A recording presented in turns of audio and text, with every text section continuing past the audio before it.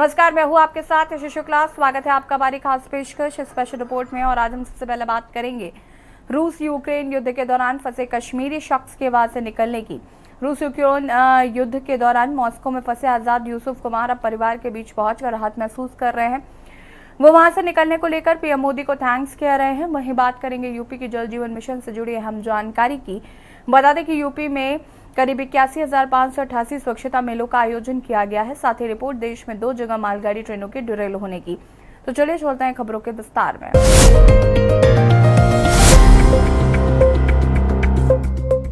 रूस यूक्रेन युद्ध के दौरान भारतीयों के फंसने का मामला काफी जटिल माना गया है। बहरहाल राष्ट्रपति व्लादिमीर पुतिन और प्रधानमंत्री नरेंद्र मोदी के बीच एक बैठक में जटिल हालात को सुलझाने में खास रोल अदा किया गया और एक कश्मीरी शख्स की रिहाई तभी हो पाई है।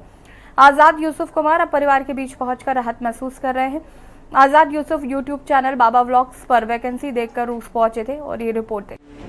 कश्मीरी शख्स का पीएम मोदी को थैंक्स। यूक्रेन के शहर लुहांसन में एक रूसी सैन्य कमांडर ने जब पुलवामा के आजाद यूसुफ कुमार से इंडियन गो बैक कहा था तब वो काफी डर गए थे, लेकिन अब उन्हें समझ आ रहा है कि वो बात रूसी कमांडर ने क्यों कही थी। बहरहाल रूस यूक्रेन युद्ध के दौरान मॉस्को में फंसे आजाद यूसुफ कुमार अब परिवार के बीच पहुंचकर राहत महसूस कर रहे हैं। यूसुफ यूट्यूब चैनल बाबा व्लॉग्स पर वैकेंसी देखकर रूस पहुंचे थे। बताया जा रहा है कि ये चैनल मुंबई के फैसल खान चलाते हैं। दक्षिण कश्मीर के अवंतीपोरा के आजाद यूसुफ कुमार को सुकून एहसास हो रहा है। वे आखिरकार घर लौट आए हैं।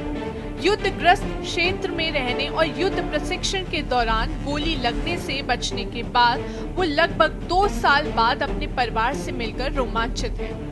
आजाद ने रूसी अधिकारी की सीमित अंग्रेजी को याद किया जब उसने उनकी रिहाई की घोषणा की। उन्होंने बताया उसने कुछ नाम पढ़े और फिर हमसे कहा भारतीय वापस जाओ। हमें इस पर यकीन नहीं हुआ। अधिकारी ने राष्ट्रपति व्लादिमीर पुतिन और प्रधानमंत्री नरेंद्र मोदी के बीच एक बैठक का उल्लेख किया, ये संकेत देते हुए कि किसी की वजह से उनकी रिहाई हो पाई है। यूट्यूब व्लॉग देखा था तो उसमें वो ऑफर कर रहा था सिक्योरिटी हेल्पर की जॉब रशिया में। तो सैलरी पैकेज उसने बताया था पहले 3 महीने आपको 40,000 मिलेगा या समथिंग 50,000, ऐसा 40 to 50,000। After 3 month you will get 1 lakh, ऐसा कुछ ने कहा था। लेकिन उससे पहले हमने उसका रिकॉर्ड चेक किया था मैम। जो बब व्लॉग था उससे पहले आप अगर देखेंगे भी, उससे पहले उसने जितनी भी रिक्रूट की है किसी पर वो मतलब ब्लेम नहीं आई है। लेकिन ये वाली रिक्रूटमेंट जो थी इस पर पूरा फ्लॉप हो गई मैम, पूरा फ्रॉड निकला मैम। तो यहाँ से मैं निकला मुंबई की तरफ। जी मैम, 14 दिसंबर को मुंबई की तरफ हम निकले। तो वहाँ मेरा एक और साथी मिला जो गुजरात के थे, हमिल मंगू किया। तो हम दोनों साथ में मिले। रिहाई में प्रधानमंत्री की अहम भूमिका। आजाद ने प्रधानमंत्री मोदी के प्रति आभार व्यक्त करते हुए कहा कि रूस की उनकी यात्रा से उनकी सुरक्षित वापसी में मदद मिली। इस दौरान आजाद की पत्नी ने उनके बेटे को जन्म दिया था। वे अपने परिवार के पास वापस आकर और नई शुरुआत करके खुद को भाग्यशाली महसूस कर रहे हैं। 2 साल पहले आजाद को यूट्यूब पर मुंबई के फैसल खान द्वारा संचालित बाबा व्लॉग्स का पता चला। चैनल ने रूस में सुरक्षा सहायक के रूप में 40,000 से 50,000 रुपए तक के वेतन पर नौकरी का वादा किया था। सफलता की कहानियों से प्रभावित होकर आजाद ने यात्रा और प्रोसेसिंग फीस के लिए 1.3 लाख रुपए का भुगतान किया। आपको बता दें कि आजाद 14 दिसंबर 2022 को पोशवान गांव से मुंबई के लिए रवाना हुए, जहां उनकी मुलाकात गुजरात के एक और नौकरी चाहने वाले से हुई। उन्हें चेन्नई भेजा गया और 19 दिसंबर को वो मॉस्को के डोमोदेडोव एयरपोर्ट पर पहुंचे। उन्हें ये जानकर आश्चर्य हुआ कि उन्हें रूसी सेना को सौंप दिया गया है। आजाद ने बताया, इससे मेरी रीढ़ की हड्डी में सिरहन पैदा हो गई। उन्होंने दबाव में रूसी भाषा में अनुबंध पर हस्ताक्षर किए और उन्हें युद्ध प्रशिक्षण के लिए रूसी यूक्रेन सीमा पर ले जाया गया। 6 अन्य भारतीयों के साथ उन्हें भाषा दिक्कत की वजह से गंभीर कठिनाइयों का सामना करना पड़ा था। जो ही हम आर्मी के हवाले हो गए तो तो हमारा अगर हम टॉयलेट को जाते या खाने को कुछ भी करते, कोई भी एक्टिविटी कर रही तो आर्मी वाले हमारे साथ रहते थे, मतलब भागना नामुमकिन था उस वक्त में। तो उसी दौरान उन्होंने हमसे कॉन्ट्रैक्ट करवाया, कॉन्ट्रैक्ट जो कि पूरी रशियन लैंग्वेज में था। तो फिर भी हमने बहुत कोशिश की कि इसको हम ट्रांसलेट कर ले। जब हमने इसको ट्रांसलेट करने की कोशिश की तो बस यही थी, फैमिली डिटेल्स क्या है, अपना नाम क्या, फादर का नाम क्या है, जैसे कि बाप क्या कर रहा है, आपने क्या किया, पढ़ाई कितनी की है, क्या कर रहे हो, पहले क्या कर रहे थे, ये डिटेल सिंपल सी डिटेल थी मैम। तो ठीक है, हो गया। तो हम आ गए वापस, अभी रशिया में ही है। तो दूसरे दिन उन्होंने कहा कि आप पैकिंग करो, आपको निकलना है। यूसुफ और उनके साथी को जल्द ही फ्रंट लाइन की वॉर ट्रेनिंग के लिए रूस यूक्रेन सीमा पर ले जाया गया। तब 6 और भारतीय रंगरूटों के साथ यूसुफ को काफी कठिनाइयों का सामना करना पड़ा था। 6 घंटे, 12 घंटे, 8 घंटे, 10 घंटे, 14 घंटे, 16 घंटे कभी भी ड्यूटी लेते थे। ये काम करो, खाओ, बस यही ड्यूटी लेते थे। लेकिन जब हम मायाचके में थे तो मायाचके में हम जैसे हम हर रोज़ काम पर जाते थे, तो उस दिन भी हम काम को निकले। जिस दिन हमको ये खबर मिली कि इंडियन उसको वापस जाना है, कमांडर आया तो उसने नाम पढ़े तो हमने कहा मैं हूँ, मेरे 2 साथी यहाँ पर हैं, मौजूद हैं। उसने कहा इंडियंस गो बैक, ऐसा, इतनी इंग्लिश उसको आती थी। तो हमने कहा ऐसे कैसे हो सकता है कि मतलब इतनी कोशिश करने के बावजूद कुछ नहीं हो पाया, तो अचानक कैसे। बाद में वो ऐसे कह रहे हैं कि प्रेसिडेंट मोदी, वो क्योंकि वहाँ पर तो प्रेसिडेंट फॉर्म गवर्नमेंट है रशिया में, वो कह रहे थे कि प्रेसिडेंट मोदी ने प्रेसिडेंट पुतिन के साथ वो जो मीटिंग की, उसकी बदौलत शायद आप निकल पा रहे हो, तो आपको कॉन्ट्रैक्ट कैंसिल हो रहा है। एक कष्टदायक अनुभव। प्रशिक्षण के दौरान आजाद के पैर में गोली लगी और उन्हें 18 दिन अस्पताल में बिताने पड़े। अपनी चोट के बारे में उन्होंने कहा, मुझे बंदूक चलाना नहीं आता था। उन्होंने गुजरात के करीबी दोस्त सहित अन्य भारतीयों की मौत देखी। आजाद को याद है कि गोली लगने के बाद अस्पताल ले जाते समय एक डॉक्टर ने उन्हें भारत और रविंद्रनाथ टैगोर और इंदिरा गांधी जैसे ऐतिहासिक व्यक्तित्वों के बारे में बताकर जगाए रखा था।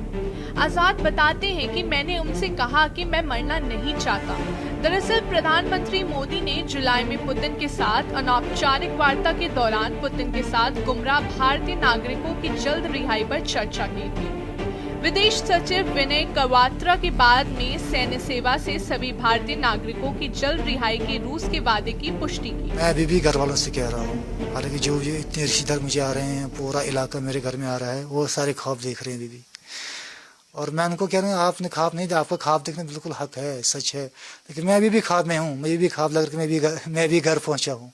मुझे खुद मतलब ख्वाब लग रहा है कि मैं वहाँ पर बच गया और यहाँ वापस अपने मतलब घर में पहुँच, सही सलामत वापस पहुँचना, ये तो बहुत बड़ी बात है। मैं अपने बच्चे से आप मिले पहली बार? बिल्कुल, पहले तो वहाँ पर मेरे वो जो एयरपोर्ट था वहाँ पर अंकल और मेरे डैड मेरे इंतज़ार कर रहे थे। वाइफ ने कहा था मैं आना चाहती हूँ, मैंने कहा नहीं, पहले आप बहुत ज़्यादा से आ चुकी हो तो मैं आपको और तकलीफ देना नहीं चाहता, आप नहीं आइएगा। तो उसकी माँ से मिला, उसके बाद अपनी बीवी से और बच्चे से मिला। मैं प्राइम मिनिस्टर जो हमारे हैं नरेंद्र मोदी, वो जब रशिया आए थे उससे पहले मैंने आपको अपने भाई से कहा था कि आप होम मिनिस्ट्री ऑफ अफेयर्स जो एक्सटर्नल अफेयर्स है जयशंकर जी, आप उनके पास जाइए, आप मीटिंग कीजिए। तो कम से कम 15 या 16 बंदे गए थे मैम इंडिया से, पूरे इंडिया से। तो एक थोड़ा सा प्रेशर बना था उस वक्त। जब प्रेशर बना तो बाद में उन्होंने मीटिंग की थी, उसके बाद फिर हमारे प्राइम मिनिस्टर रशिया आए थे। तो बिल्कुल मैं क्रेडिट देना चाहूँगा कि उन्होंने कोई कसर नहीं छोड़ी, को निकाले। विदेश मंत्रालय ने रूसी सेना में कार्यरत भारतीयों पर गहरी चिंता व्यक्त की और मॉस्को से कार्रवाई की मांग। 11 जून को भारत ने संघर्ष में 2 और भारतीयों की मौत की सूचना दी, जिससे कुल संख्या 4 हो गई। बहरहाल 2 भारतीयों की मौत के बाद विदेश मंत्रालय ने कड़े शब्दों में कहा था कि भारत रूसी सेना में भारतीय नागरिकों की किसी भी आगे की भर्ती पर रोक की मांग करता है, क्योंकि इस तरह से जबरन भर्ती दोनों देशों के संबंधों के लिए सही नहीं है। स्पेशल डेस्क के न्यूज इंडिया। यूपी जल जीवन मिशन से जुड़ी कई अहम जानकारियां खास है। दरअसल यूपी में 81,588 स्वच्छता मेलों का आयोजन किया गया है। नई दिल्ली के भारत मंडपम में चल रहे 8वें इंडिया वाटर वीक में ये जानकारी दी गई। यूपी जल जीवन मिशन के वरिष्ठ सलाहकार नोडल आईसी राधाकृष्णन त्रिपाठी के हवाले से जानकारियां कई हैं। देखिए रिपोर्ट। जल जीवन मिशन से जुड़ी अहम जानकारी। यूपी में 81,588 स्वच्छता मेलों का किया गया आयोजन। नई दिल्ली के भारत मंडपम में चल रहे 8वें इंडिया वाटर वीक में दी गई जानकारी। यूपी जल जीवन मिशन के वरिष्ठ सलाहकार नोडल IEC राधाकृष्ण त्रिपाठी ने दी जानकारी।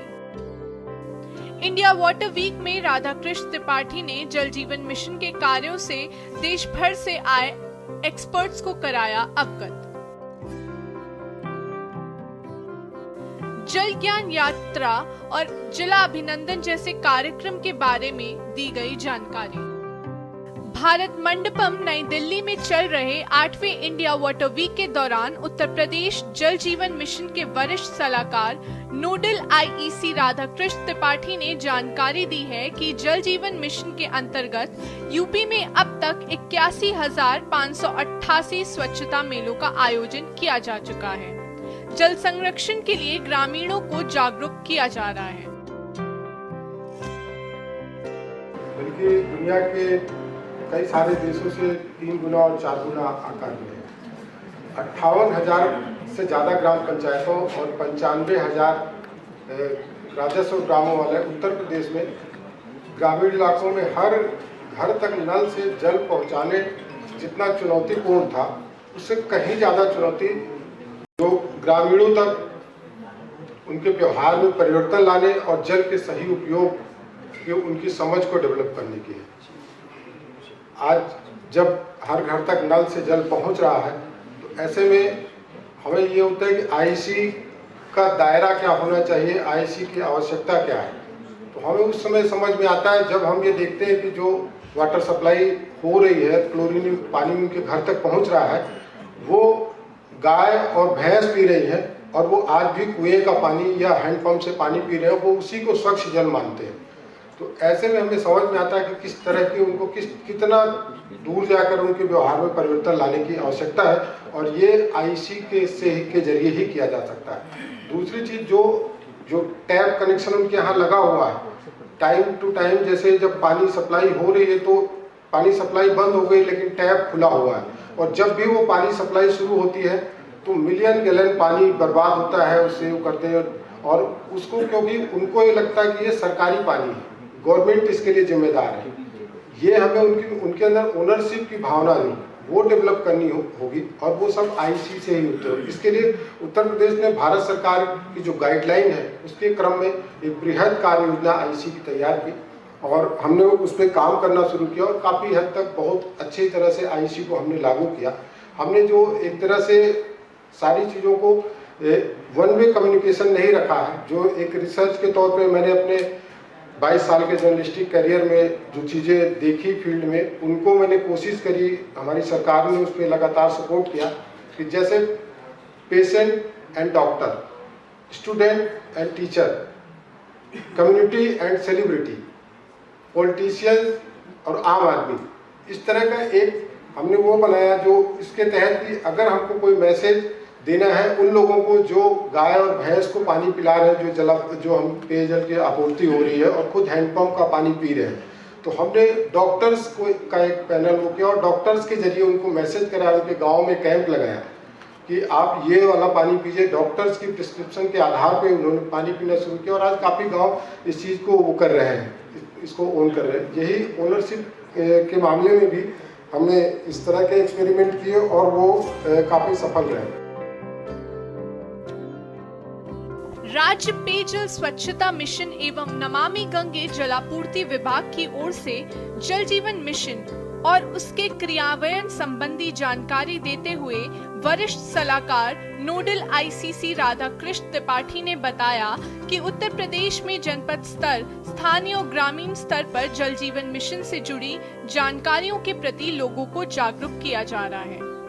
उन्होंने बताया कि आंगनवाड़ी केंद्रों में कई एक्टिविटीज कराई जा रही हैं और गांव में पेयजल स्वच्छता मेले का आयोजन लगातार किया जा रहा है। वहीं नुक्कड़ नाटक में उसी गांव के लोगों को शामिल कर जागरूक करने का कार्य किया जा रहा है। साथ ही ये भी जानकारी दी कि पेयजल और स्वच्छता समितियों की बैठक भी की जा रही है। इसके अलावा जल ज्ञान यात्रा और जल अभिनंदन कार्यक्रम का सिलसिला जारी है। यूपी में जल जीवन मिशन के कार्य तेजी पर हैं। हर घर जल योजना के तहत ग्रामीण क्षेत्रों में हर घर तक नल से जल पहुंचाया जा रहा है। इस योजना से ग्रामीण क्षेत्रों में लोगों को स्वच्छ पेयजल आसानी से मिल रहा है, जिससे उनके जीवन स्तर में काफी सुधार हुआ है। आपको बता दें कि जल जीवन मिशन का लक्ष्य ग्रामीण भारत के सभी घरों में 2024 तक व्यक्तिगत घरेलू नल कनेक्शन के माध्यम से सुरक्षित और पर्याप्त पेयजल उपलब्ध कराना है। इसके अलावा हमने पंप हाउस पे एक अलग से जो पंप हाउस पे जितनी गतिविधियां होती है, जैसे कि कितने पानी सप्लाई का समय, कौन वहां से जेई है कि कहाँ पे वो कंप्लेन करेगी, सारी सूचना हम सारे पंप हाउस उत्तर प्रदेश में हमने एक IC के तहत सारे वो कराए, ताकि किसी को भी अगर कोई वो है, कोई प्रॉब्लम है पानी से या पानी खराब आ रहा है या कहीं उसका प्रेशर लो है, तो वो वहाँ पे जाके उसमें से देख के उसमें सारे नंबर पे कॉल कर सकते हैं। जेई को, AE को, एक्सीएन तक को नंबर इसमें है, और सारे जो हमारे सोशल मीडिया पे कंप्लेन वो सारी चीजें उसमें है। ग्रे वाटर मैनेजमेंट, जल संरक्षण, वर्षा जल संचयन के माध्यम से उद्देश्यों को पूरा किया जा रहा है। स्पेशल डेस्क के न्यूज इंडिया। यार रुकेंगे छोटे से ब्रेक के लिए, जो हाजिर होते हैं।